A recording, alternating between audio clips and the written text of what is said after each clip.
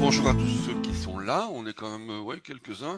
Je vous souhaite la bienvenue à l'heure numéro 4 de ce que nous avons donc appelé programme rentrée 2021 d'Elaïs. Heure numéro 4, session 1. Pour rappel, la session 2, pour ceux qui veulent la revoir, sera diffusée le jeudi 14 à 11h. En ce qui concerne la session, pas la session, mais l'heure numéro 3, alors elle n'a pas encore été mise en ligne pour ceux qui ont été voir sur le site. Elle le sera, à mon avis, aujourd'hui, demain grand maximum. Il y a eu juste un petit souci d'enregistrement chez Webex, ce qui fait qu'il nous faut la refaire. Ah, excusez-moi, j'ai toujours mon chat dans la gorge. Alors, l'heure numéro 4 sera consacrée, d'après l'ordre du jour qui vous a été diffusé, à la création d'un nouveau dossier, l'autopsie de la fiche dossier et de la fiche poste, on verra la différence qu'il y a entre les deux, et enfin, introduction de prestations et de frais dans un dossier, et alors les recherches diverses. Alors pour rappel, le nouveau dossier sera sous-tendu, mais ça je vais repasser 2 toutes petites secondes, par ce qu'on a vu la dernière fois, à savoir les barèmes.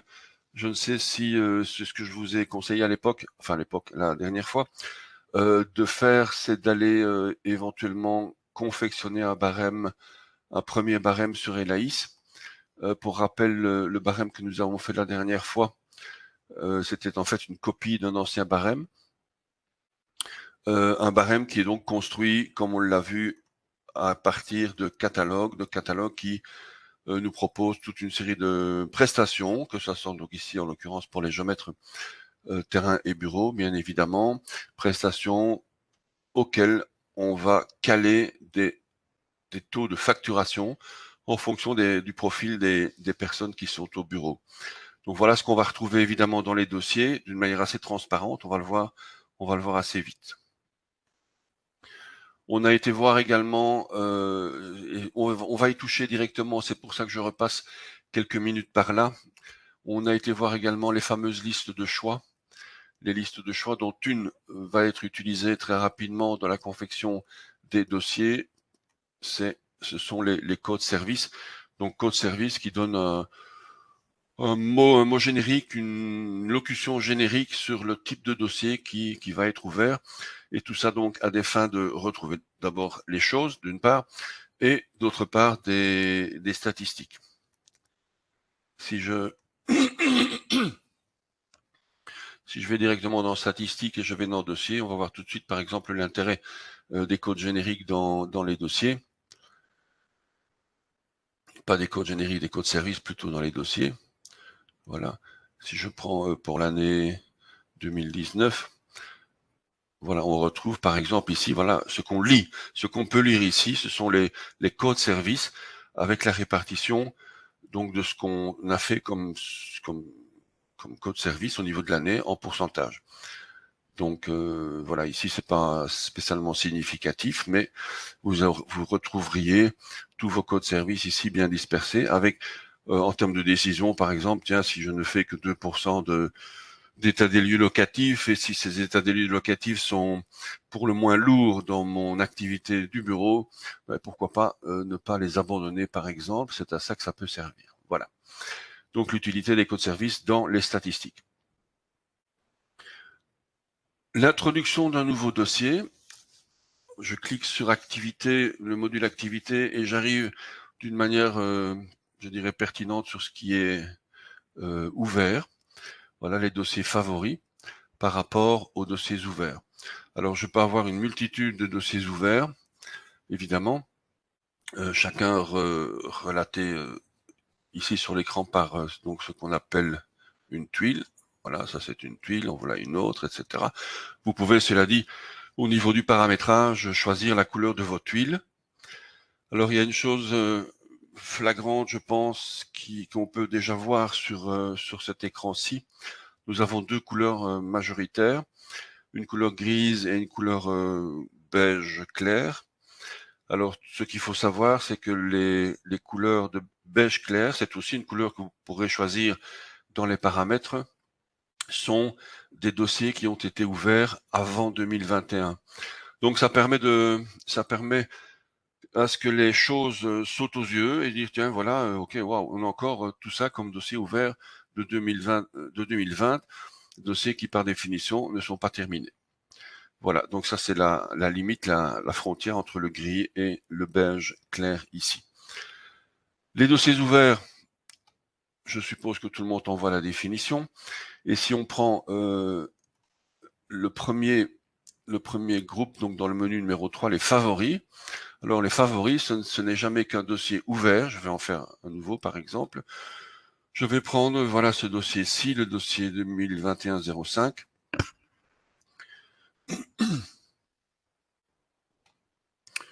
J'ouvre le dossier 2021-05 et je vais mettre le petit cœur là au-dessus.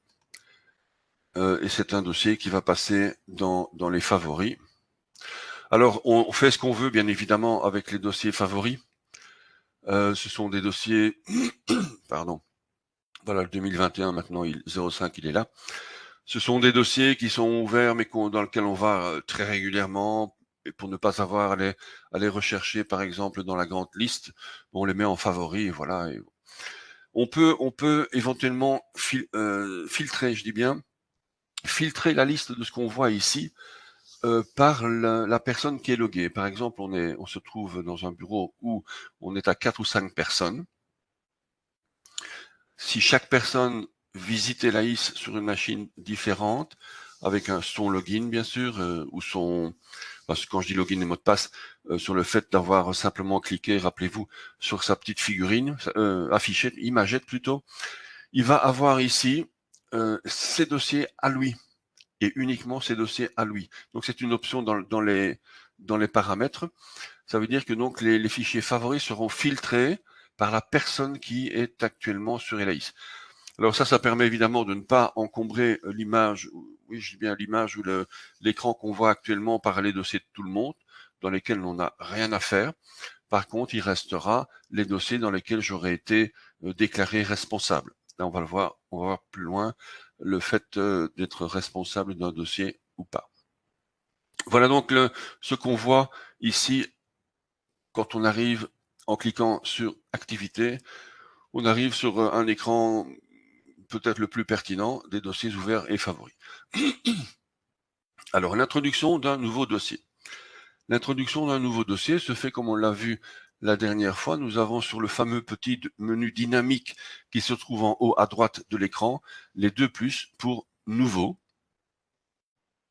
Et là, on ouvre la fenêtre dédicacée à l'introduction d'un nouveau dossier. Que dire d'abord sur une remarque générale sur la petite fenêtre ici. C'est évidemment la même fenêtre qui va nous permettre d'introduire un dossier. On a un sélecteur ici, d'introduire éventuellement une offre, une information. Oui, le rapport de prospection n'est pas encore disponible. Une information, une offre ou un dossier. Et là, il sait très bien dans quel module on se trouve. Donc, il va proposer par défaut le type d'objet dans lequel on est, dans le module dans lequel on est. La date du jour. Oui, peut-être la remarque en rouge est hyper importante. Alors, c'est une philosophie, mais je crois que c'est une philosophie qui n'est pas l'apanage d'Elaïs. Un client, c'est quoi? C'est celui qui va finalement payer la prestation, le service ou l'objet qu'on lui vend. Donc vous allez ici, je vais le lire, vous allez ici ouvrir un nouveau dossier. Assurez-vous au mieux que le client est par définition la personne ou la société à qui vous allez facturer vos prestations. Alors c'est quelque chose qu'on peut évidemment bouger. Il se peut dans un premier temps quelqu'un nous demande une prestation quelconque, un service quelconque. On fait la prestation. Non, pardon. On ouvre le dossier au nom de la personne qui vient de nous indiquer l'information. Et puis après, il dit attention, moi je vous ai dit ça, mais c'est pas moi le client. Vous allez devoir pas éventuellement, vous allez devoir facturer à une autre personne. Bon, tout ça est modifiable évidemment par la suite, mais vaut mieux peut-être s'assurer que tout de suite on a affaire au beau client. Alors le client refresh plutôt de ce qui est impératif, encore une fois, pour que ce client devienne un client et devienne quelqu'un avec lequel on peut travailler sans aucun problème. Il faut que dans la fiche contact et dans le profil client du contact, c'est-à-dire le profil partenaire client. Il faut que dans cette fiche, il faut d'abord que cette fiche soit, comment vais-je dire, contrôlée et validée, donc par l'icône qu'on trouve là au-dessus. Et pour pouvoir cliquer et valider cette fiche, il faut que les informations qui sont en rouge à gauche soient totalement présentes, à savoir une adresse de facturation qui peut être différente de l'adresse du client, de l'autre adresse de la fiche principale. Il faut qu'on indique à qui on va envoyer les factures éventuellement à ce client-là. Enfin, quand je dis éventuellement, c'est un euphémisme. Hein. Et enfin, il faut une échéance type qui sera celle qui va être déclarée défaut pour ce client-là. Voilà, les trois choses qui vont nous permettre de contrôler et surtout valider la fiche client. Voilà. Je reviens à l'encodage d'un nouveau dossier. Je vais ici expressément prendre un client, je crois que c'est celui-ci, voilà. Ici, on a une indication possible dans la fiche client d'indiquer, on l'a vu, je pense, la dernière fois, une indication qui a indiqué que ce client est un client douteux pour une raison XY. Ici, on nous rappelle simplement, c'est un warning, attention, ce client est douteux, voulez-vous malgré tout continuer et créer un nouveau dossier à son nom? Voilà, on peut passer cette information-là et créer malgré tout un nouveau client. Alors, je vais faire un nouveau dossier, voilà, au nom de une certaine Madame Isabelle Arnout. On voit ici que le contact, je peux venir le choisir dans la liste des prospects, qui par définition ne sont pas clients, définition pure et dure. Dans la liste des clients, là ce sont véritablement des clients. Dans la liste générale des contacts, donc ce sont par définition aussi des gens qui ne sont pas ni prospects ni clients. Donc là, on a tout le monde. Et enfin, on peut se faire un dossier à soi-même. Donc quand vous aurez votre ELAIS, vous aurez ici, bien sûr, non pas le nom ELAIS, mais vous aurez le bureau Rousseau, pour prendre Monsieur Damien là qui nous écoute, etc. Vous aurez le bureau Rousseau. Et enfin, la cinquième possibilité, c'est à partir d'ici, pouvoir introduire un client, oui je dis bien, un tout nouveau client qui n'est pas encore dans la base de données par le petit plus. Donc c'est le même sigle qu'on retrouve sur le menu principal. Pourquoi se faire un dossier à soi-même? Je ne vais pas lire ce qui est marqué, mais grosso modo, un exemple précis, par exemple, le bureau s'équipe d'un tout nouveau scanner qu'on ne connaît pas. On voudrait tester le scanner et pour le tester, on va mesurer le palais de justice de Mons, voilà, pour dire quelque chose. Et on fait un test. Alors ce test, par définition, c'est quelque chose qui est infacturable, il n'y a pas de client, on fait ça pour le fun, on fait ça pour tester les heures, on fait ça pour tester la technique et le matériel. Donc ce sera un dossier qu'on ne pourra pas facturer, mais qui existe, dans lesquels on va pouvoir introduire des heures, dans lequel on va faire sortir des statistiques et duquel plutôt on va apprécier la faisabilité de tel ou tel. Ça peut être un instrument, comme ça peut être une méthodologie, comme ça peut être n'importe quoi. Mais donc on se fait un dossier infacturable à soi-même. Je reste dans. Je vais repartir dans la liste client et rechoisir comme j'avais fait tout à l'heure. Madame Arnould, voilà. Alors on me donne ici au passage, on me rappelle son adresse, sans plus. Le tableau de droite m'indique les 4 dossiers qui ont déjà été ouverts et peut-être finis pour ce client-là. Voilà. Donc on a ici quatre choses bien précises. Ça donne une idée en fait de ce qu'on a fait pour elle et sans plus. Ça donne l'historique de l'activité avec Madame Arnout. Ensuite, nous avons un numéro référence. Alors, le numéro référence, c'est véritablement ce que vous voulez. Donc, d'abord, il est proposé par défaut dans une séquence qui est incrémentée à tous les nouveaux dossiers, soit pour une raison quelconque, vous allez lui mettre une référence, on va mettre AI comme intelligence artificielle, qui sont les initiales de Madame Arnout, et on va faire 007, tiens, ça va bien ensemble. Voilà, on peut strictement mettre n'importe quoi. Mais bon, par défaut et par habitude, je pense que les gens utilisent la séquence numérique incrémentée où on part de 1 pardon, et on va jusqu'à n. Là, une toute petite remarque quant à l'incrémentation et la numérotation des dossiers. Il y a deux écoles. Il y a des écoles il y a des gens qui, à tous les 1er janvier de l'année, remettent le compteur à 0. Et il y en a qui partent de 1 la première année et qui incrémentent jusqu'à n sans remettre les compteurs à 0. Tout ça, ça vaut ce que ça vaut. Personnellement, je recommande de ne jamais remettre à 0. Pourquoi? Parce que 2 dossiers 99, par exemple, le dossier 99, il en existe un en 2020, 2021, il en existera un en 2022, et c'est certainement ou peut-être sujet à confusion ou à mélange. Donc avoir un numéro absolu, ce n'est pas plus mal. Y en a d'autres qui nous disent, oui attention, mais non, moi j'aime bien savoir combien de dossiers j'ai fait sur l'année. Bon, pour savoir combien de dossiers on a sur l'année, il y a une petite fonction qui permet de lister les dossiers par année et on sait très bien ce qu'on a fait comme dossier par année. Il y a même une courbe statistique qui donne l'évolution du nombre de dossiers par année. Donc, cette numérotation remise à 0 à tous les 1er janvier, ça vaut ce que ça vaut, ça se discute, mais dans le cadre d'une base de données relationnelles, ça se discute même presque plus parce que la base justement donne l'information. Alors il est clair que quand on agit, quand on gère plutôt de manière analogique ou classiquement un bureau, bah oui c'est chouette d'avoir sur le numéro de dossier le numéro de l'année, mais voilà, sans plus. Ensuite nous avons le générique et l'objet. Bon, le générique, ce n'est jamais que en clair, en français, en clair, ce qu'on va faire pour la personne. Donc ici, je vais refaire, puisqu'on va parler géomètre encore une fois, de la propriété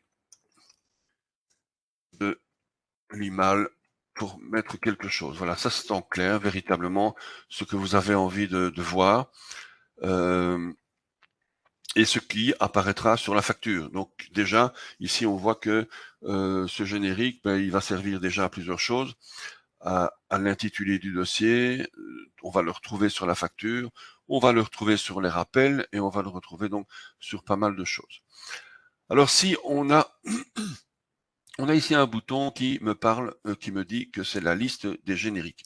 Au fil du temps, on va avoir évidemment, ici il n'y en a pas beaucoup, au fil du temps, on va avoir énormément de choses qui vont venir, plutôt non, on va avoir énormément de génériques différents et parfois des génériques qui reviennent. Par exemple, si on fait l'état des lieux ou l'état d'avancement plutôt annuel d'une carrière, d'une carrière, là, on va avoir strictement toujours le même générique. État des lieux de la carrière et évaluation des stocks du site de Lustin, par exemple. Alors ça, c'est quelque chose qui est assez relativement long à introduire. Alors si on pense que ce générique va rester et va être réutilisé plusieurs fois, mais il suffira simplement voilà, ici, propriété, bornage de la propriété de l'animal. Je vais peut-être remettre, tiens, état, état d'avancement, on va le faire en vrai, d'avancement et calcul des stocks du site du Steintour. Voilà, si on est certain, alors si on fait bien sûr, on va mettre par exemple 31 décembre 2021, voilà. Si ce truc va revenir, il suffira de dire ajouter ce générique à la liste des génériques qui seront proposés ultérieurement. Et automatiquement, dans la fameuse liste qui est sous le bouton ici à droite, on va retrouver à tout moment le générique en question. Voilà, c'est à ça que ça sert. Le lieu, alors je ne sais pas si on a beaucoup parlé des codes postaux, mais je ne pense pas. Si on clique simplement dans le champ code postal, on trouve ici toute la liste des codes postaux belges. Je ne vais pas trouver Lustin parce que je ne sais pas où ça marche, d'où il est. Mais enfin bon, je vais prendre. Ah non, cela dit, si on fait ça, oui, je suis un peu Si je tape plus un ici, on va le retrouver de l'autre côté, évidemment. Voilà. Donc, on trouve toute la liste des génériques des codes postaux belges. Alors, comme c'est automatique, en cliquant dans le champ code postal, on ouvre quelque chose. Si on clique dans le champ commune, on va aussi trouver la même liste. Maintenant, si on fait un levé en France, en Allemagne, en Hollande, bref, dans la périphérie, d'une part, on va pas trouver le code postal, et d'autre part, Elaïs va nous créer une erreur. Alors, si on est dans ces eaux-là, dans ces régions-là, il suffira de décocher la liste ici pour pouvoir introduire strictement n'importe quoi pour le code postal et pour la commune. Bon, ici, je suis en Belgique, je vais garder la coche, voilà, désactive, donc la liste des codes postaux belges. La province, vous irez la piquer simplement en cliquant sur la province sur la petite carte ici. Le pays par défaut, c'est le pays dans lequel le bureau est installé. Voilà. Voilà, ici, on a introduit le minimum pour que on puisse générer le dossier. Alors, je vais cliquer sur initialiser. Voilà, et ça, c'est la deuxième étape de l'initialisation. C'est la deuxième étape de la création qui s'appelle l'initialisation. Alors, quelle est la différence? D'un côté, on a créé toute une série de choses. En tout cas, on a déclaré plutôt toute une série de choses. Et ici, on va introduire des choses qu'Elaïs ne peut pas trouver tout seul, quoi qu'il en a déjà trouvé pas mal. Il nous rappelle ce qu'on vient d'introduire, à savoir 2021 AI007 Arnoult, notre générique en clair, et puis après, il nous propose un code service. Elaïs ne saura jamais aller chercher lui-même tout seul, sauf s'il y a une analyse peut-être des termes, mais on ira. Il peut pas trouver tout seul de toute façon. Voilà, levé de carrière. Je vais mettre par exemple lever. Il n'y a pas rien qui correspond.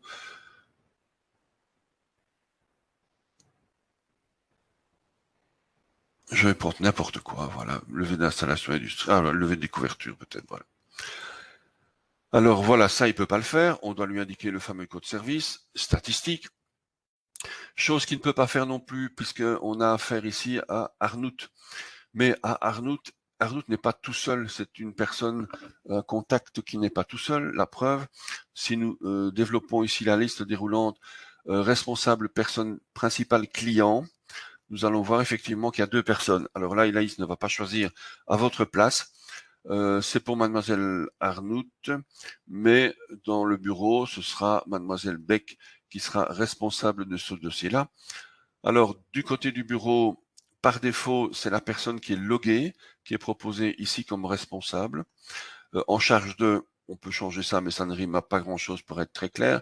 Si on n'a pas les noms à ce niveau-ci, parce que on a du client qu'une information très très lacunaire et il faut encore qu'on ait les noms, par exemple, des responsables, on peut simplement dire on fera ça plus tard. Bon, ici on a tout, donc on peut garder tout. La répétitivité de ce type de dossier pour ce client, mais voilà, on peut choisir ici un qualificatif qui va caler le fait que c'est récurrent, pas récurrent, c'est journalier, c'est hebdomadaire, trimestriel. Ici, c'est une carrière. On peut dire que c'est semestriel, par exemple. C'est aussi une petite coche qui ne prend pas de temps, mais qui sert en termes de statistiques. Tiens, c'est quelque chose qui revient tout le temps, c'est quelque chose qui revient. Bref, ce sera à vous à, encore une fois, interpréter et à faire parler les statistiques.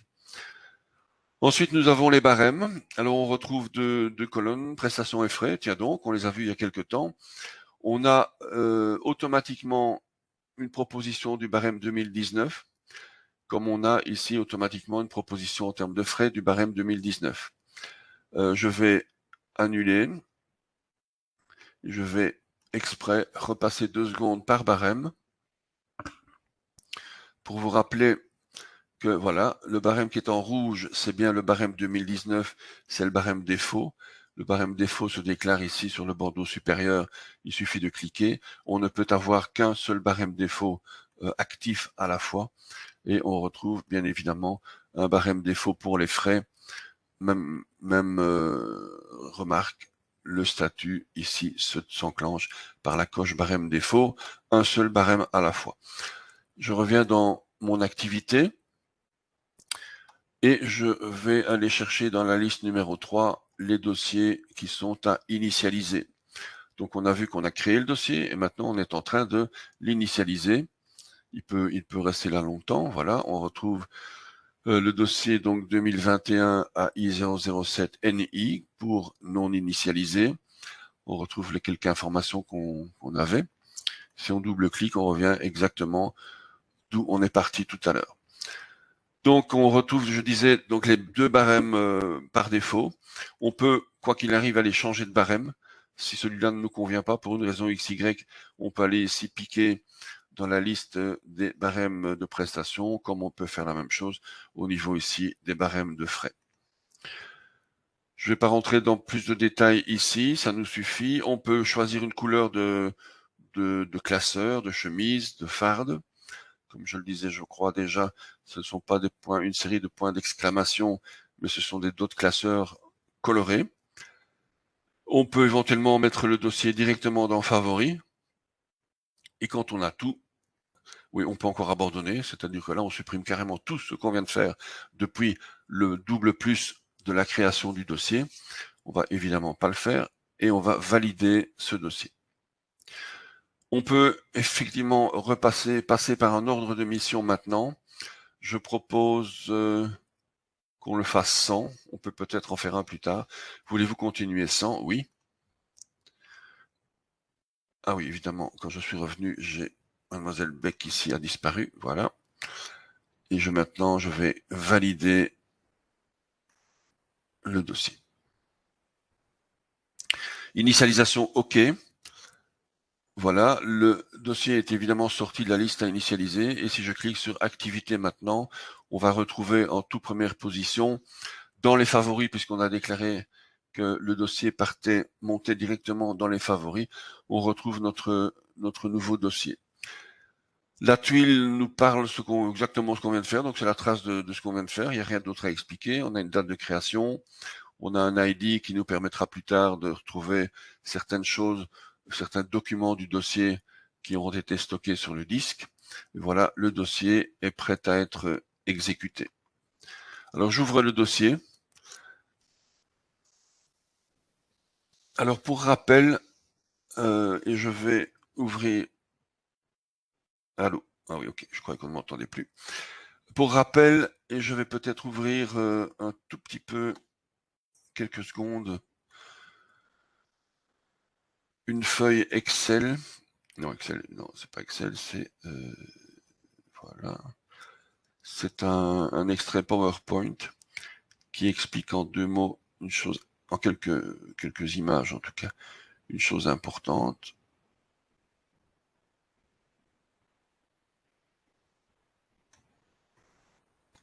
Voilà. Alors ici, l'exemple est fait à partir d'une offre, mais on a exactement la même chose à partir d'un dossier. Alors on a pour un dossier, je vais mettre ça en grand. Voilà. Voilà, on a donc il faut remplacer le mot offre par dossier, c'est exactement la même chose. Pour un dossier, donc on a une fiche qui s'appelle la fiche dossier, et ensuite on a un poste. On a un dossier poste. Alors ce qu'il faut savoir, c'est non, c'est véritablement pas la bonne image, j'aurais dû la préparer un peu plus correctement. Je vais même le faire parce que ça vaut la peine d'avoir la très bonne image devant nous pour expliquer la philosophie de ce qu'il y a derrière ce dossier.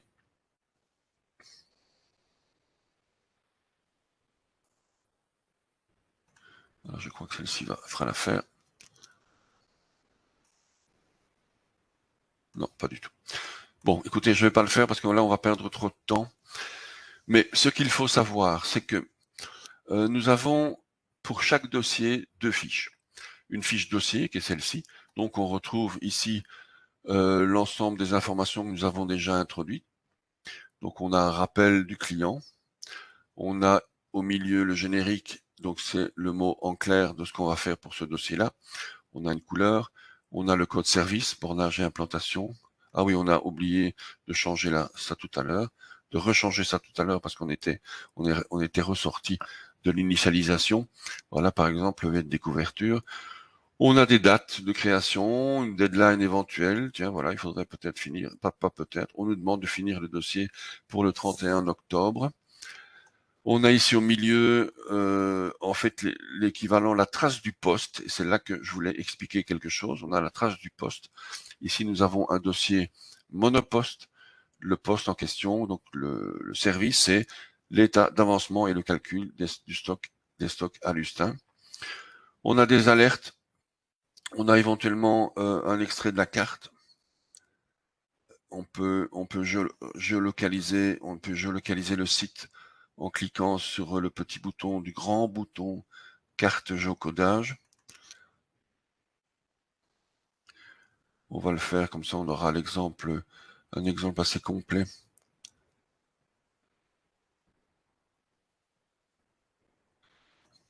Voilà, une belle carrière à Lustin. J'arrive sur le site du levé et là je clique simplement sur le bouton de droite du dossier qui me permet d'aller capter la latitude et la longitude, c'est ce qu'on appelle dans Elaïs le géocodage. Je valide mes datas. Je les enregistre. Et ici, je vais remettre un zoom un peu plus sympathique. Voilà. Ah, sorry, j'aurais pas dû sortir. Je reviens dans la fiche. Et là, ouais, le zoom est peut-être un peu trop grand là. Là, Elaïs me repointe exactement la carte en question. Voilà, du lieu du lever en question. Voilà. Ça, c'est le géocodage, donc adresse de l'intervention. On a l'extrait de carte, il est là. On a les informations cadastrales, on va y venir. Et on a éventuellement une recherche, la possibilité de rechercher des dossiers dans un rayon de X kilomètres en fonction du code service identique ou en fonction de n'importe quel code service. Autrement dit, qu'est-ce que j'ai déjà fait et déjà eu comme activité de levée ou d'intervention dans cette zone-là. Voilà, donc ça c'est la fiche dossier et on voit ici donc on a un poste et le poste est état d'avancement et calcul, etc. Pour aller dans le poste, il n'y en a qu'un, il suffira de cliquer sur les détails du poste pour arriver dans le poste. Alors maintenant le poste c'est la notion que j'aurais voulu introduire au niveau du PowerPoint, mais on va le faire ici, je crois que ça peut suffire en restant dans Elaïs, c'est peut-être plus parlant encore. Je vais sortir, pour expliquer justement les postes, je vais sortir de ce dossier et entrer dans le dossier 2018-001 ici, qui lui comporte 6 postes. Alors on a un bornage, on l'avait vu je pense la dernière fois, on a un bornage, puis on peut avoir un mesurage, puis on peut avoir une division, puis on peut avoir n'importe quoi. L'idée du poste, ou plutôt comment il faut lire ça, nous avons une problématique. La problématique, c'est, en l'occurrence ici, c'est le générique du dossier. On a une problématique en un lieu. Le lieu, ce serait ici, en l'occurrence, Herpan, je pense, Herpan ou Vierde, quelque part par là. On a une problématique, un lieu, et puis sur cette problématique, ou dans le cadre de cette problématique et sur ce lieu, on a une série d'interventions qui sont complémentaires, qui commencent en l'occurrence ici par un bornage, et puis qui peuvent se terminer, pourquoi pas, par un dossier d'urbanisation. Alors l'intérêt de tout ça, c'est d'avoir une seule référence qu'on va peut-être effectivement traîner dans le temps. Ah oui, tu te souviens, c'est le dossier 2018-001. Et là, on est en train de borner les différents lots du lotissement. Mais on garde toujours cette référence. Ça, c'est une première chose à savoir. Deuxième chose, en termes de facturation, et là c'est important, c'est le poste plutôt qui est l'unité de facturation. Donc, dans un premier temps, on va borner le terrain. Eh bien, à un moment donné, en 2018, on a fait ce bornage du terrain qu'on a facturé en son temps. On fait aujourd'hui un mesurage, on va mesurer et facturer le mesurage. Donc, ce qu'il faut retenir, c'est que c'est le poste qui est l'unité de facturation des dossiers. Et alors, ça peut rendre évidemment ce type de gestion assez souple. Si on fait une toute petite intervention, ben elle va pas être mêlée à rien du tout. Elle va juste rester en tant que telle, petite intervention, telle date, telle heure, et c'est cette intervention qui sera donc facturée à un moment donné. On peut, le cas échéant, facturer plusieurs postes à la fois. Là, je propose simplement d'aller voir sans peut-être retenir tout. Voilà, ici par exemple, je vais sélectionner un poste, je vais sélectionner un deuxième poste, et puis je vais passer en facturation multiposte, où là je vais avoir mes deux postes à facturer. Et là, il suffira de générer la facture de ces postes. Mais bon, on n'est pas à ce niveau-là, on va rester aujourd'hui dans le monoposte. Je reprends mon dossier AI007 dans lequel j'ai un poste. Lorsqu'il n'y a qu'un poste, en fait, on voit en clair mission, description, détail, option, responsable. Lorsqu'il y a plusieurs postes, vous avez vu qu'on voyait une liste de postes comme celle-ci. Voilà, une liste de postes, et on va dans chaque poste en double-cliquant sur la ligne du poste en question. Je reste sur le dossier numéro 07. Alors, on a déjà vu, donc le cadre, plutôt la description, le milieu, il n'y a rien à changer ici. Tout ça se change à l'intérieur du poste. On va y aller dans 2 secondes. Les dates, on les a vues.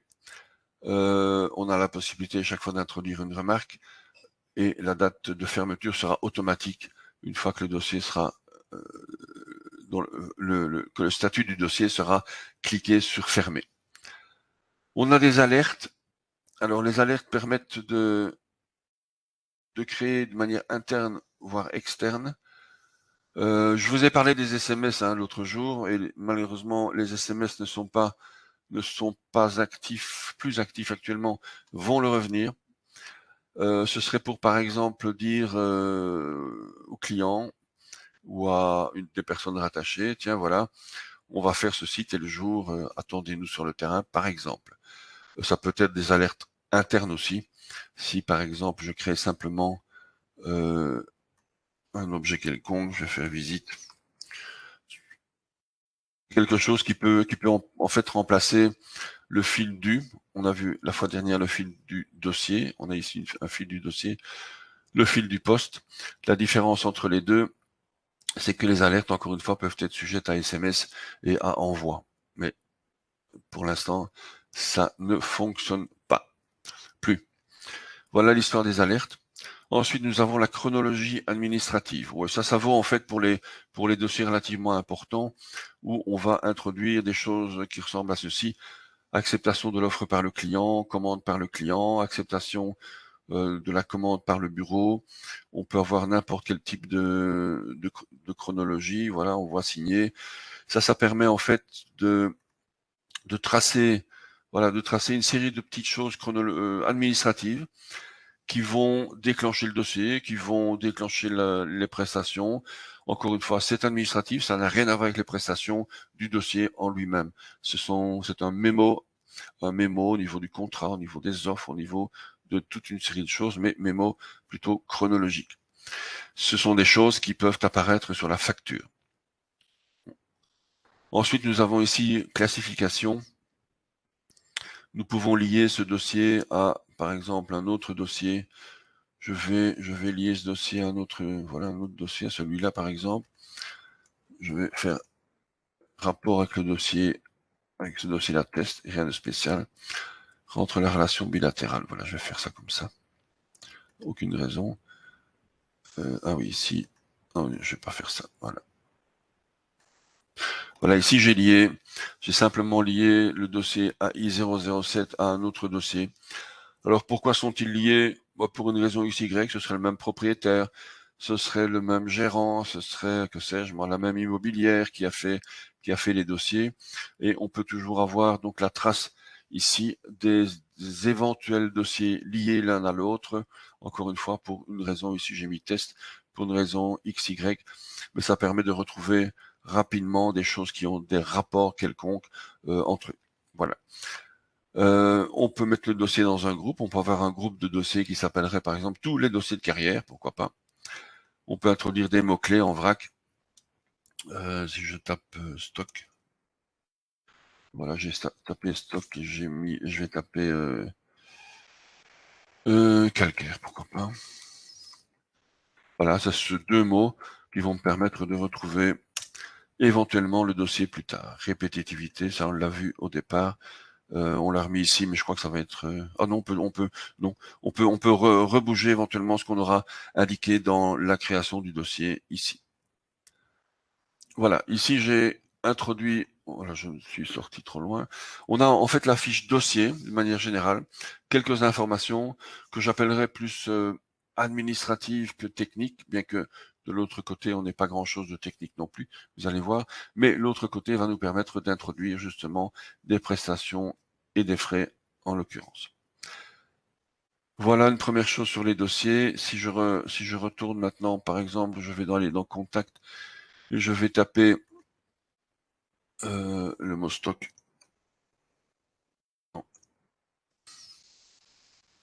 Mais on voit qu'il y a un dossier et on retrouve bien le dossier de Madame Arnout, l'état d'avancement de la carrière à Lustin, par exemple.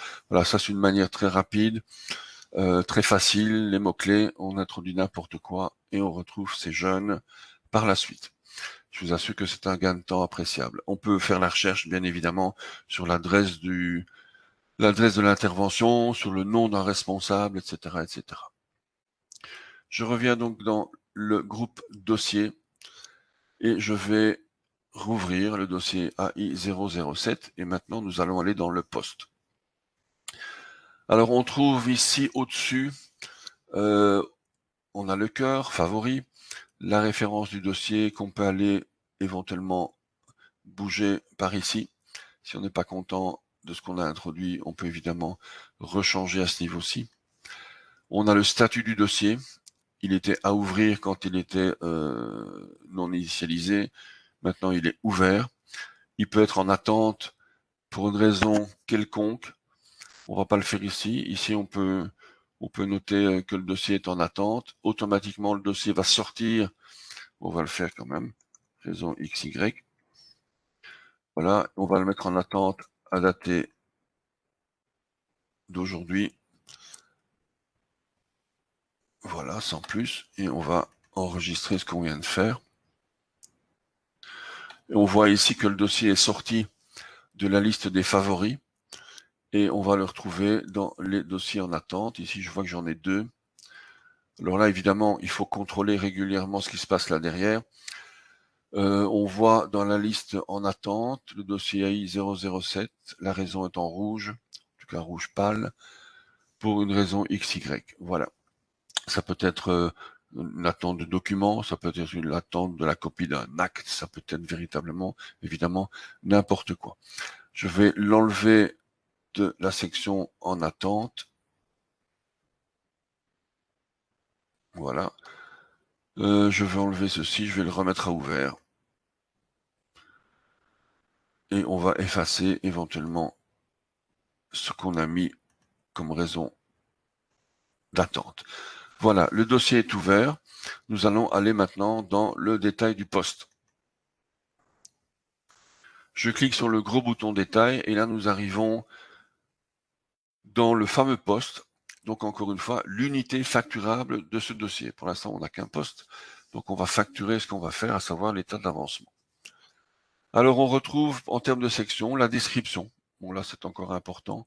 La description, je l'ai dit tout à l'heure, c'est quelque chose qui apparaîtra sur la facture et qu'on n'a pas besoin de changer éventuellement, quoique si on peut se contenter en interne de cette description-ci, on peut, en cliquant sur F, c'est-à-dire ici, si coché, il y a une faute, le texte prend le pas sur le générique sur la facture. Donc si je coche cette case, et si je marque ici état d'avancement, je vais faire la même chose, mais bon, c'est pas très grave, état d'avancement. Ah, si c'est, et là je fais un blabla qui est peut-être plus compréhensible pour le client, s'il nous a par exemple demandé, attention monsieur, sur la facture, s'il vous plaît, mettez exactement cette chose-là, ce texte-là. Donc là, il suffira de cocher cette case. À ce moment-là, ce champ prend le pas sur le générique de la facture, sur le générique qu'on a introduit dans un premier temps. Il prend le pas donc sur cette facture. Voilà, c'est peut-être un des champs les plus importants. Le détail, c'est le détail, oui, c'est le détail du travail, c'est le détail de la prestation, du service. Donc là, c'est interne. Quoique ça peut aussi apparaître sur la facture, on met en clair ce qu'il faut effectivement faire, avec éventuellement des remarques spécifiques sur le fait que bon, le stock de gauche, il faut pas le faire, par exemple. Par contre, les installations, ce serait bien de les avoir sur le plan. Voilà, c'est ce qu'on marque ici. Et puis éventuellement des options qui nous auraient été demandées par le client. Alors tout ça, encore une fois, est interne, mais tout ça est potentiellement pourra potentiellement apparaître sur la facture. Voilà pour la description. Ensuite, nous avons les événements. Alors les événements, c'est le fameux fil du poste qu'on a déjà vu par ailleurs. Le fil du poste où on peut, par exemple, écrire strictement n'importe quoi. C'est quelque chose qui est interne. Visite prévue le 15 du 10. Et j'ai eu Monsieur Franco au bout du fil. Voilà, ici j'indique simplement, de manière interne, que j'ai téléphoné, téléphone out, j'ai téléphoné au responsable de la carrière, où j'aurais dû marquer Beck, bon c'est pas très grave, et voilà, on trace ici ce qu'on a envie de mettre, strictement n'importe quoi, avec un statut qui en l'occurrence ici va être pêché dans la petite liste ici à droite, et qui se suffit depuis pas mal de temps. Donc voilà, la petite main, le petit pouce levé veut indiquer que c'est une action qui est terminée. Alors l'intérêt de ce truc-là, c'est quand par exemple on est un bureau à plus d'une personne et que chaque personne est amenée parfois à visiter ce, ce dossier, ben, elle voit tout de suite éventuellement ce que l'un ou l'autre aura fait. Parce que l'ID est évidemment la personne qui a introduit la remarque, et donc on peut suivre, en tout cas, cela dit, on est seul, c'est la même chose. On peut indiquer au fil du temps ce qu'on fait sur le dossier, et ça permet donc un mémo qui est relativement dynamique, qui permet de suivre certaines choses au fil du temps. Je vais venir à Barème tout à l'heure. Les responsables internes, les responsables en général, les gens, encore une fois, pour l'explication ou la réexplication de ce qu'on peut trouver là, je vais sortir et reprendre un autre dossier pour expliquer, voilà, c'est pas là, activité, dossier, voilà, c'est évidemment un exemple d'école. Je vais prendre le premier poste ici d'un dossier multiposte, je double-clique sur le 1, et là j'ouvre la fiche du poste numéro 1. Alors voilà, on l'a vu je pense la dernière fois, le trombinoscope du milieu, les responsables internes du bureau, les responsables externes, mes clients, les intervenants, donc là ce sont encore une fois les professionnels, les confrères, les collègues, le bureau de stabilité, le géologue, puisqu'on parle carrière, le géologue on va les retrouver ici, et enfin des personnes rattachées qui dans le cadre d'un bornage par exemple pourraient être, ou même ici dans le cadre d'une carrière, pourquoi pas, on pourrait indiquer les personnes à contacter qui sont des voisins de la carrière et qu'il faut juste prévenir d'une visite quelconque et de la visite de personnes qui auront de drôles de machines dans les mains. Voilà ce à quoi servent les 4 groupes. Une petite différence entre les intervenants et les personnes rattachées, c'est que les intervenants, pour pouvoir être affichés ici dans un poste de dossier, ils doivent être des contacts principaux. Pourquoi? Parce que comme ce sont des professionnels, ben, ils peuvent être rappelés donc une fois ou plusieurs fois sur d'autres dossiers et ils seront toujours à disposition. Les personnes contactées, statistiquement, ne sont contactées qu'une fois et puis ils disparaissent. Donc ils sont stockés un peu différemment dans la base de données.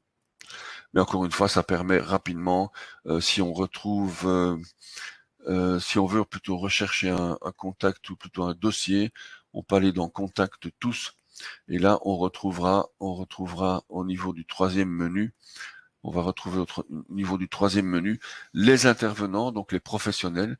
Voilà ici toute une série de personnes. Si je double-clique sur une fiche, on va voir la personne en question. Voilà, c'est une géomètre. Et au milieu, on va voir le dossier sur lequel cette personne est intervenue comme intervenant. Voilà. Ça, c'est une chose.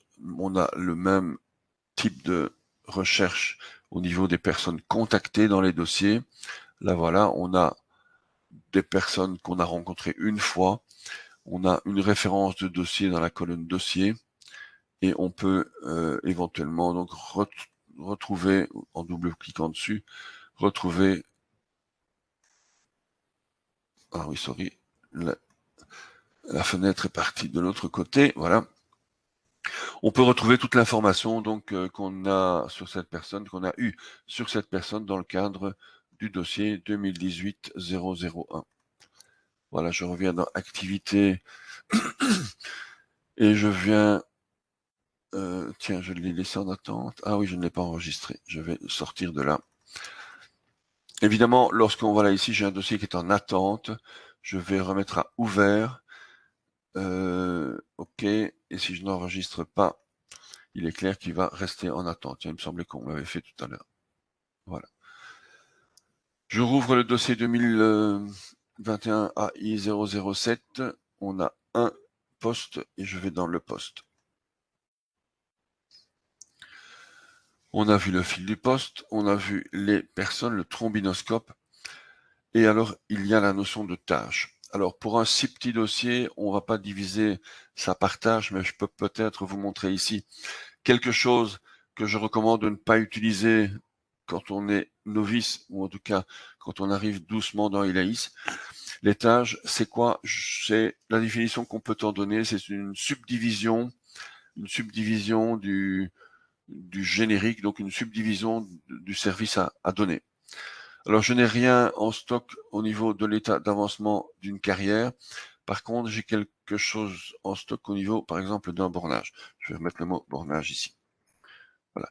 Si j'enregistre ici le mot bornage, donc j'ai changé le générique. Ici, dans le dossier, la fiche dossier, je retrouve le générique qui a été changé. Mais il est clair que je dois aussi éventuellement... Oui, ce que j'ai changé, c'est le générique du poste. Donc là, on est dans le poste. Et le poste peut avoir un générique différent du dossier. Mais si je veux être compatible avec le changement que je viens d'indiquer ici, je dois évidemment changer ceci et revenir à bornage, par exemple, et choisir dans la liste déroulante le mot bornage. Voilà, ça c'est si je veux être cohérent avec mes petits changements. Je peux enregistrer ce que je viens de faire ici. Voilà, et repartir dans le poste. Donc je disais que les tâches, donc le tableau en bas à droite, je recommande de ne pas l'utiliser actuellement dans le cadre en tout cas d'une mise en route d'Elaïs. Alors les tâches, je le disais, c'est une subdivision du générique.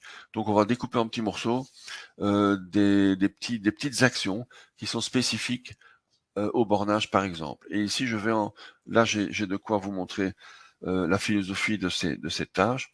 Je vais aller chercher, voilà, je vais aller chercher dans dans un groupe de tâches type.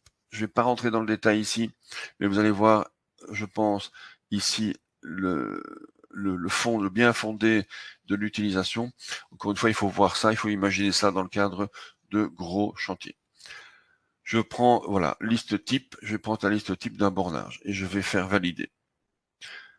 Et là, je vais avoir ici une série de choses que j'aurais moi-même, évidemment, définies dans les paramètres, dans les listes déroulantes, où je vais avoir pour un bornage, voilà, un bornage peut se concevoir depuis la réunion, le contact, je vais mettre ça comme ça, voilà, depuis le contact des voisins, la collecte des documents cadastraux, une réunion voisin, mesurage, bornage, plan, signature, et pourquoi pas un apéro à la signature des plans.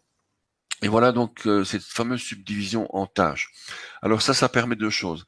En tout cas, d'abord d'avoir une petite clarté, peut-être une petite précision sur l'état d'avancement du bornage en question. Ah, ok, les voisins sont contactés, donc là on trace en fait, on trace les différentes étapes du bornage. Ça peut servir à ça. Ça sert aussi à avoir une fiche. Voilà, une fiche de tâche. Je vous cache pas qu'elle est en revisite. Donc ici, on a la tâche contacter les voisins. Et là, on peut attribuer, encore une fois, je ne vais pas rentrer dans le détail, hein, parce que recommandation, oubliez les tâches pour l'instant. On peut planifier la tâche. On peut donner à la tâche des responsables particuliers. On peut donner à la tâche aussi du matériel à affecter. Et là, on sent très bien le caractère grosse mission que, pour lequel c'est destiné. Et enfin, on peut aller voir, je ne sais pas si c'est actif. Non, ce n'est pas actif. Je peux le faire, mais... Ah oui, ok. Je dois définir un début de tâche, par exemple. Voilà, aujourd'hui à 8 heures, je vais finir cette tâche-là le 13 à 17 heures. Donc il y aura 3 hommes. Et je vais affecter à cette tâche une personne.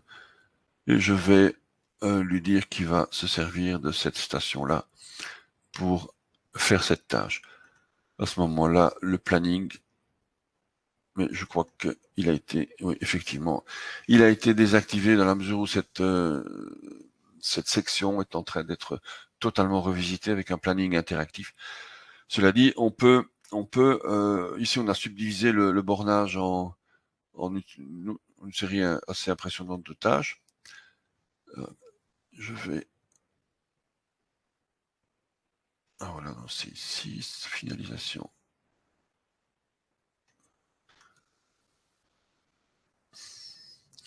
Voilà, ici par exemple, la tâche numéro 1, contacter les voisins.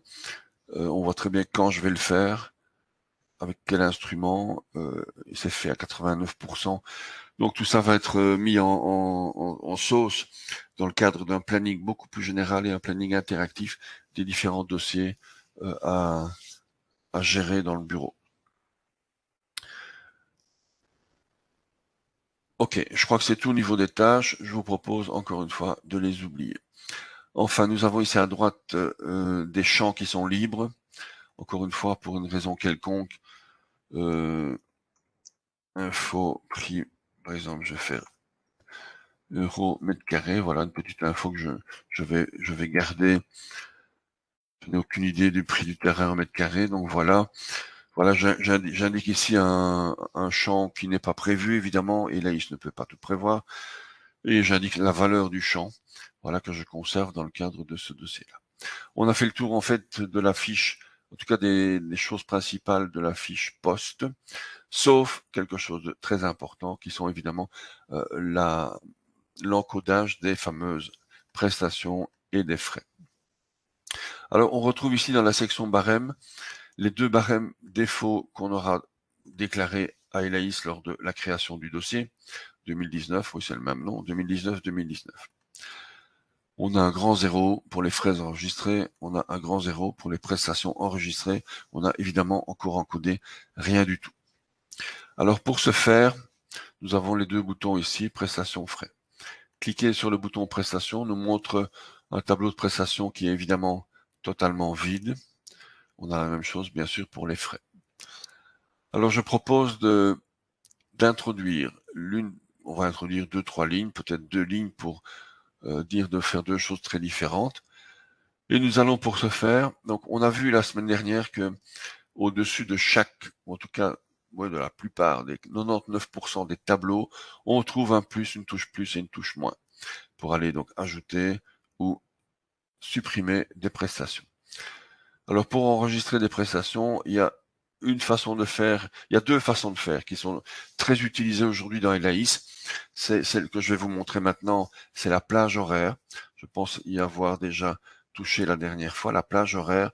Et alors, la clé de l'encodage des prestations aujourd'hui, mais ça, je pense qu'on le verra un peu plus tard, c'est assez loin à H8, mais c'est l'importation des prestations et des frais. Alors, la plage horaire par jour. Quand on est tout seul au bureau, encore une fois, quand on est tout seul dans un bureau, il est clair que passer par ce biais d'encodage, plage horaire, ça peut suffire et ça peut suffire largement. Par contre, quand on est 3, 4, 5 au bureau et qu'il s'agit de rendre responsable, par exemple, une personne de l'encodage des plages horaires, vaut mieux oublier ce biais et passer par l'importation des prestations qui est beaucoup plus simple. Et quand je dis beaucoup, là aussi, c'est un euphémisme qui est totalement simple, facile et rapide. Donc on va partir du principe, et cela dit, on peut toujours faire les deux, hein, mais on va encoder l'une ou l'autre plage horaire pour cette intervention-ci. Je clique donc sur ce choix-là, et je clique sur plus. Alors s'ouvre l'équivalent d'une feuille d'agenda. On retrouve ici des heures de 7h à 23h. Normalement, c'est ça, c'est bon. On va par défaut la date d'aujourd'hui. Et soit, alors aussi, c'est aussi pas un choix, mais une façon de guider les choses. Si Elaïs, si dans le bureau plutôt il n'y a qu'une seule personne, automatiquement elle va être ici choisie par Elaïs. Par exemple ici, voilà, j'ai une seule personne. Par contre, dans ce cas-ci qui nous occupe, Gaze a été déclaré comme gérant d'un bureau de 4 personnes, et comme c'est une personne dirigeante, il a la possibilité d'aller encoder des prestations pour n'importe qui. Par contre, encore une fois, l'une ou l'autre personne qui n'est pas déclarée personne dirigeante ne pourra aller encoder que ces prestations. Je vais prendre Gaze, je vais bloquer la semaine. Alors à partir de ce moment-là, il faudra juste choisir, cliquer et élargir une zone bien précise. On va cliquer sur le bouton de droite et on va aller cliquer sur nouveau rendez-vous. Alors le mot rendez-vous est mal approprié ici, mais jusqu'à présent, on n'a pas pu le changer. Donc j'espère qu'un jour, on va pouvoir jouer sur ce vocable qui ne ressemble à pas grand-chose en ce qui nous concerne. Donc j'ai cliqué sur une zone, je clique sur le bouton de droite et je fais nouveau rendez-vous. Alors, ma fenêtre est allée s'ouvrir sur l'autre écran. Et Laïs nous propose, d'abord non, et Laïs sait qu'on se trouve dans le dossier 2021 AI 007. Et Laïs sait que pour ce dossier-là, on a été déclaré comme comme barème de prestation, le barème 2019. Eh bien, Elaïs nous propose de rechef le planning en question. Le planning dans lequel je vais aller simplement cliquer sur une prestation. Voilà, on a été par exemple mesuré. On choisit valider et la zone passe en bleu pour dire qu'elle est faite. Ensuite, après le break, on a fait une deuxième prestation, on clique sur la zone, on étend la zone, on clique sur nouveau rendez-vous, encore une fois, et on va par exemple indiquer à Laïs que voilà, on est rentré du terrain et qu'on a simplement dessiné. Voilà, on a ici une journée qui est complète. On retrouve tout au-dessus 7h10, donc le temps des deux zones. Je peux tricher un petit peu le cas échéant, 7h20. Je peux jongler sur la zone, donc en cliquant sur la zone et en maintenant le bouton gauche de la souris enfoncé, je peux aller jouer sur toute la zone, ou donc l'élargir ou la rétrécir. 7h25 de prestation, et à droite, je trouve 602,42. C'est quelque chose, encore une fois, que je peux voir parce que je suis personnel dirigeant et je suis responsable du bureau. Sinon, 602,42 qui sont des euros, c'est l'équivalent de la facturation des 7h25 en fonction des prestations qu'on a écrit, dont on a calculé plutôt le taux dans les barèmes, donc mesurage détail plus Donc 3h30 de mesurage d'état et plus 3h55 de DAO nous fait bien 7h25 facturable à hauteur de 602,42 €. C'est juste une indication pour bien dormir. Cliquez sur valider permet, avant de sortir d'ici, d'introduire pour chaque zone, donc pour chaque plage horaire, une remarque interne qui par définition ne bougera pas de chez nous, et une remarque client qui, par définition, pourra être vue par le client. Je clique sur valider. Par exemple, on peut mettre quelque chose qui arrive souvent et que le client doit savoir parce qu'on a passé beaucoup de temps. Voilà, débroussaillage par exemple. Je clique sur j'enregistre sur les prestations. Ah non, qu'est-ce que j'ai fait? Ah oui, voilà. Et je retrouve ici dans mon tableau, le tableau de mes prestations, maintenant garni des fameuses 2 lignes qu'on vient d'introduire. On remarquera encore une fois qu'à ce niveau-ci, on ne voit aucun taux de facturation. Je vais rapidement aller introduire une ligne de frais. Leur ligne de frais, donc on revient dans le poste bornage. On clique sur frais et on retrouve, donc comme tout à l'heure, un tableau vide et on a une touche plus, on a une touche moins, on va donc cliquer sur plus.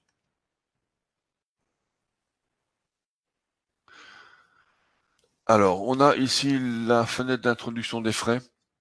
Alors, le petit bouton bleu est partout dans Elaïs, l'équivalent de cliquer sur moi, ce sera la date d'aujourd'hui. Les frais, on va indiquer par exemple qu'on a fait du déplacement et qu'on a fait ici, oui, ici c'est une chose intéressante, c'est que le terrain, donc Lustin a été déclaré comme étant la zone où le terrain, la carrière se situait. On a géoréférencé ça et on a ici 28 km aller-retour pour Lustin. Bon, si on a ça et qu'on a fait qu'un jour, on va cliquer sur la petite voiture et on a ici automatiquement les 28 km 82, donc distance aller-retour du bureau vers le site. On va dire OK. Pour avoir ces 28,82, il faut géoréférencer bien évidemment, sinon le calcul n'est pas possible. Ensuite, nous allons introduire par exemple voilà, des bornes. On va pas chipoter, on va mettre 4 bornes. Voilà. Ah oui, peut-être une dernière chose, on va faire des grands plans, on va faire des A0 et on va faire 3 A0, voilà. J'enregistre et je termine ici la séquence d'introduction des frais de ce dossier. Et on va retrouver le tableau des frais avec donc l'encodage, enfin en tout cas les 3 lignes qu'on vient d'introduire. Encore une fois, sans aucun taux de facturation. Alors pour vous montrer un tableau qui est beaucoup plus garni que celui-là, je vais revenir à mon fameux dossier de tout à l'heure. Je crois que c'est toujours le premier dossier 2018-001. Voilà, ici par exemple, je retrouve pour ce poste-là, donc le premier poste du dossier, le poste bornage, j'ai 84 lignes de prestations et j'ai 18 lignes de frais. Si je vais dans le tableau des prestations, je vais avoir ici l'ensemble des prestations du dossier, avec la possibilité de voir par exemple la répartition du terrain et du bureau. On a 95 heures de terrain, on a 87h20 de bureau. Je crois qu'il n'y a pas d'autres groupes, non. Ça, c'est une première façon de voir les prestations beaucoup moins denses et moins ardues que de lire ceci, évidemment. Et enfin, on a le type de prestation pour ce dossier-là. Là, on a la répartition par groupe, par code de prestation. On voit qu'on a fait voilà 14 heures de GPS, rédaction de rapport, etc. Ça, c'est une façon de lire le dossier qu'on appréhende beaucoup plus, qui est beaucoup plus clair et beaucoup plus précise, bien évidemment. Et on a évidemment la même chose avec les frais, par groupe de frais ou par code frais. Donc les bornes, Voilà, les bornes, le déplacement, etc. Je vais revenir à notre petit dossier. Comme je... Allô? Ah oui. Comme je ne permets pas pour l'instant le dialogue, encore une fois, s'il vous plaît, notez vos questions. On aura l'occasion d'y revenir. Si c'est urgent, posez-les par Internet, vous en saurez une réponse. Quoi qu'il arrive, pour les questions et réponses, on se retrouve en H12, les 2 sessions d'ailleurs, et peut-être plus si nécessaire. Je reviens sur mon dossier A. Je vois qu'on a déjà dépassé de 10 minutes l'heure. Mais on est arrivé malgré tout à la fin plus ou moins du 3e point, c'est-à-dire introduction de prestations et des frais dans un dossier. Donc là, j'ouvre le dossier, j'ouvre le poste. Et donc, on a introduit, voilà, les prestations. Alors, par groupe, ben voilà, on a la même chose, évidemment. Ou par groupe de prestations, type de prestation. Une chose importante au niveau des prestations, à savoir, c'est plusieurs choses. En fait, si ici dans le groupe prestations, je clique sur le bouton droit de la souris, je vais avoir la possibilité d'agir sur cette ligne, soit en l'effaçant, soit en la migrant, en la copiant ou en l'éditant. Alors, c'est quoi tout ça? Effacer, par définition, c'est enlever carrément la prestation du dossier ou du poste. La migrer, on peut imaginer que on ait un dossier avec 3 postes ou plus, et on se dit, tiens, dans le fond, on s'est complètement gouré, cette ligne-là n'a rien à voir avec ce poste-ci, je vais la migrer. Et alors, il y a 2 façons de migrer, soit on peut migrer, non, ici, il n'y a rien, dans un des postes du dossier en cours. Ici, je n'ai qu'un poste, donc je ne peux pas la migrer dans le même dossier. Par contre, je me suis carrément trompé de dossier. Cette ligne-là doit se retrouver dans un autre dossier et un autre poste. Donc ça, c'est la migration. La copier. Là, on peut la copier soit dans le poste en cours.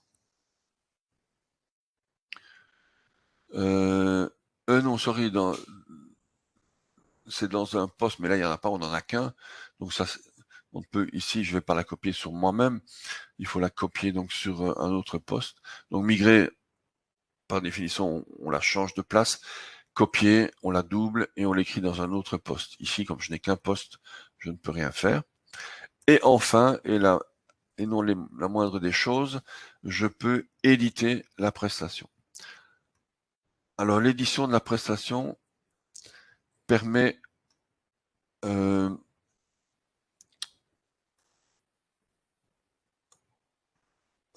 l'édition en fait de la prestation permet de jouer sur quelques paramètres de manière à affiner la prestation. Je m'explique. Nous avons ici 2 colonnes. La colonne prestation originale, c'est une prestation de détail. Alors la colonne originale a été exécutée par Gaze le 11 du 10 de 9h à 12h30. Et il a indiqué qu'il était, oui d'abord qu'il était resté de 9 à 12h30, pour une durée donc de 3h30, coefficient préunitaire. Alors, on peut ajuster cette prestation sur ces 3 paramètres, durée, coefficient, préunitaire. Et pour l'ajuster, il suffit de cliquer sur la coche ajuster la prestation. À ce moment-là, on rend le côté droit accessible et on peut aller jouer par exemple sur je vais dire que Gaze, au lieu d'être arrivé plutôt à 9h, il est arrivé à 8h30. Voilà. 8h30, 12h30, on voit ici que la durée de la prestation est passée de 3h30 à 4h. Alors là, il n'y a que le patron, encore une fois, que le gérant qui peut ajuster les prestations pour une raison qui est propre à sa décision. Soit il se dit, oui, c'est quoi, c'est 3h30, c'est ridicule, je vais mettre 4. Bref, en général, il faut savoir qu'on ajuste plutôt vers le haut, bien évidemment. On peut ajuster le coefficient. Le coefficient, c'est quoi? On a travaillé le samedi par rapport à un jour de semaine. Eh bien, moi, je propose mes prestations avec un coefficient de 1,3, par exemple, où on peut encore aller ajuster le prix unitaire, donc déroger en fait au barème qui a été déclaré. Ici, je vais rester sur simplement l'ajustement de la durée. Je peux donc remarquer, réintroduire une remarque en plus éventuelle. Valider. Tout ce que je vois ici, c'est que la ligne de la prestation est passée au jaune, c'est-à-dire qu'on sait que c'est une prestation qui a été ajustée, sans plus. On peut faire exactement de la même manière avec les frais. On peut donc ajuster les frais, c'est plus facile. Et voilà, on peut dire non, c'est pas 4 bandes qu'on a mis sur le terrain, c'est bien 6. Et voilà, ici, on ajuste les prestations. Je vois que la ligne n'est pas bleue, n'est pas jaune, mais on a ajusté la prestation. Donc là, on a fait le tour et on est arrivé à la fin de l'introduction des prestations des frais et surtout la façon intéressante d'ajuster cette prestation pour une raison quelconque. On ne va pas aller jusqu'à la facturation maintenant. Je vais juste aller dans tableau de bord. Donc pour rappel, on a un dossier, un poste ou un dossier, plusieurs postes. Et c'est le poste qui est l'unité de facturation. Et c'est comme ça qu'on retrouve pour ce poste, le poste bornage ici, le bouton tableau de bord facturation.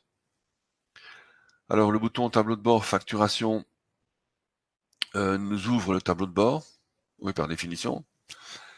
On ne va pas aller dans facturation, quoique on peut juste faire un tout petit tour en voyant simplement qu'on peut facturer aujourd'hui en termes de prestations et de frais la somme de 810,26 €. Un petit résumé ici des factures éventuellement émises, mais évidemment il n'y a rien. Les prestations, on va retrouver notre tableau de prestations où ici on retrouve des taux de facturation. Les couleurs sont à remettre un petit peu beaucoup plus sexy parce que c'est pas très sexy tout ça. On a deux grandes colonnes, une colonne verte, une colonne rose. La colonne verte représente les prestations originales. Donc on retrouve ici 9h, des 3h30, de 9h à 12h30, tandis que la colonne rose nous propose les prestations ajustées. Un tout petit instant.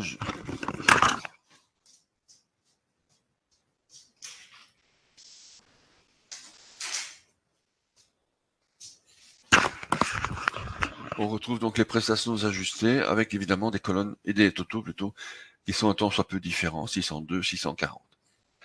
Alors il est clair et c'est évident que le client ne verra jamais la colonne verte et que la facture sera établie sur la colonne rose.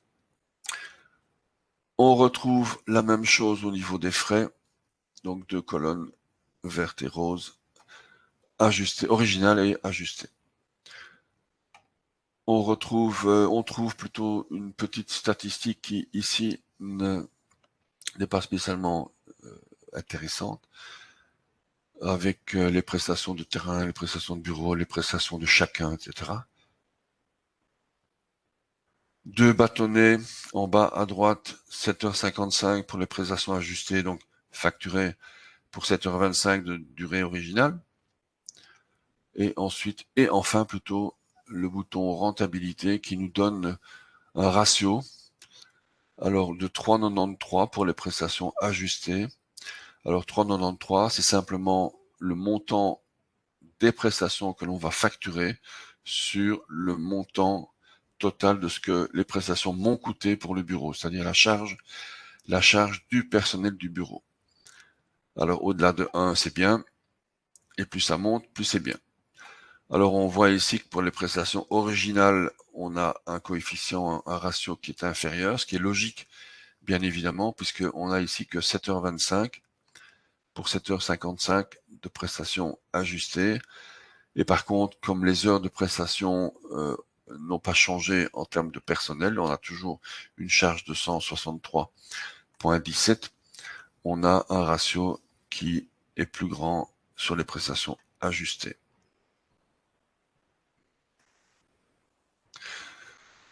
Voilà, je pense être arrivé, on avait vite dit recherche diverses sur les dossiers, mais là, bon, c'est pas bien grave, c'est ce qu'on a déjà fait tout à l'heure. Les recherches diverses, d'une part, peuvent se faire par l'intermédiaire de l'outil de recherche qu'on a vu tout à l'heure, d'une part, et peuvent se faire évidemment sur la liste qui est la plus grande en fait. C'est la liste la plus grande de requêtes sur un menu. Donc le menu numéro 1, les modules, le menu numéro 2, en l'occurrence ici, une division de l'activité, dossier offre info par exemple, et en ce qui concerne ici les dossiers, un menu numéro 3 qui permet de rechercher les dossiers sur base de pas mal de choses. On a vu les favoris, les ouverts, on a vu les dossiers en attente, on a vu éventuellement la liste des dossiers ici. On n'a pas vu en fait. Ici, c'est un paramètre qui s'introduit quelque part dans les paramètres et qui indique les dossiers dont les prestations ont déjà atteint la somme de 2500 euros et qu'il serait peut-être opportun de commencer à facturer. Les dossiers fermés mais qui ont des prestations qui restent à facturer, ici il n'y en a pas. Les dossiers évidemment par client, par commanditaire, par commune, donc là je ne vais pas les décrire, hein, vous voyez très bien ce que c'est, par parcelle cadastrale, par pays, par code service, les fameux codes service, par thème, par mots-clés, par groupe. Là je vous conseille d'aller chipoter, d'aller voir un peu ce que ça donne. Les dossiers par année, où comme je disais tout à l'heure, on n'a pas besoin de renuméroter les dossiers à 1 à chaque début d'année. On va ici voilà avoir 9 dossiers pour l'année 2019, c'est très facile à trouver. Tous les dossiers historiques. 2 mots sur les dossiers historiques, c'est que ce sont des dossiers qu'on n'a pas exécutés dans le cadre de ELAIS, mais qu'on a introduits a posteriori dans ELAIS pour retravailler dessus. Je crois qu'il y a un groupe, qui a une formation plutôt qui sera dédicacée aux dossiers historiques. Les dossiers qui ont été sujets à dysfonctionnement ou abandon, voilà, ici il y a un dossier qui est ici. Il a été indiqué quelque part dans le dossier que le dossier était abandonné pour une raison XY. Et en fait, nous avons la poubelle. Voilà, je vais terminer ici l'heure. Il est, comme d'habitude, un tout petit peu plus loin que l'heure consacrée. Donc, dorénavant, on va parler d'1h30 peut-être et plus d'1 heure. Notez bien vos questions. Chipotez un peu dans ELAIS pour introduire l'un ou l'autre nouveau dossier. Et n'oubliez pas, en rapport avec les barèmes existants qui ont été créés par ailleurs. Et puis voilà, je vous souhaite une excellente journée. Pour le replay, donc les 2 replays H3, H4 seront mis en ligne certainement demain matin. Et on se retrouve soit pour la session 2 de la même séance le jeudi 14, ou pour une toute nouvelle session H5 le mardi 19 à 9h. Je vous souhaite une excellente journée, une bonne semaine, et à bientôt.